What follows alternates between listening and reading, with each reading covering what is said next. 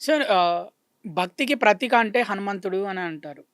అంటే రాముడి వల్లనే హనుమంతుడి యొక్క భక్తి, ఆయన గొప్పతనం తెలిసిందా? నిజంగా హనుమంతుడు గొప్పవాడేనా? రాముడు లేకపోతే హనుమంతుడి పరిస్థితి ఏంటి సార్?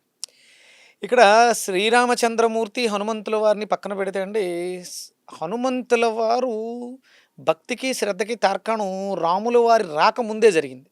అది ఏ విషయంలో? ఎలా చిన్నప్పుడు పుట్టిన వెంటనే ఆకలేస్తుందని ఆకాశంలో కనిపెడుతున్నటువంటి సూర్యుడిని మింగేద్దాం తినేద్దాం అనుకుంటాడు. యాక్చువల్లీ హనుమంతుడు అందగాడు. అంటే సూర్యుడిని తినకముందు చాలా మంచి రూపం హనుమంతుడిది అని అంటారు. ఇప్పటికీ ఆయన అంటే కేవలం ఒక మూతొక్కటి బన్నులా ఉబ్బినట్టు ఉంటుంది అంటే అది గానీ సూర్యుడిని తినడం వల్ల అలా అయింది అని అంటారు. ఆయన అవును. దగ్గరికి వెళ్ళడం వల్ల అలా అయింది. అంటే దగ్గరికెళ్ళి సూర్యుడిని ఎవరు పట్టుకోగలరండి?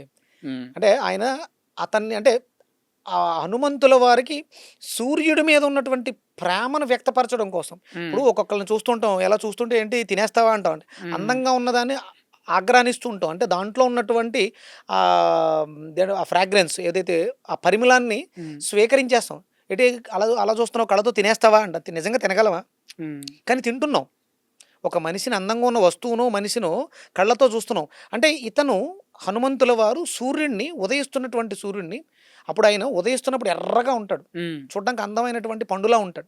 కానీ అది కిందకుంటుంది. పైకి ఆకాశం నడినెత్తి మీద ఉండదు. అవును సార్. అందుకని దాన్ని తినేద్దాము అన్నంత ఆశతో దగ్గరికెళ్ళాడు. అప్పుడు తిన భక్తికి, ప్రేమకి ఆయన చల్లబడిపోయాడు. అప్పుడు పట్టుకోగలిగాడు. అప్పుడు నోట్లో పెట్టుకోగలిగాడు.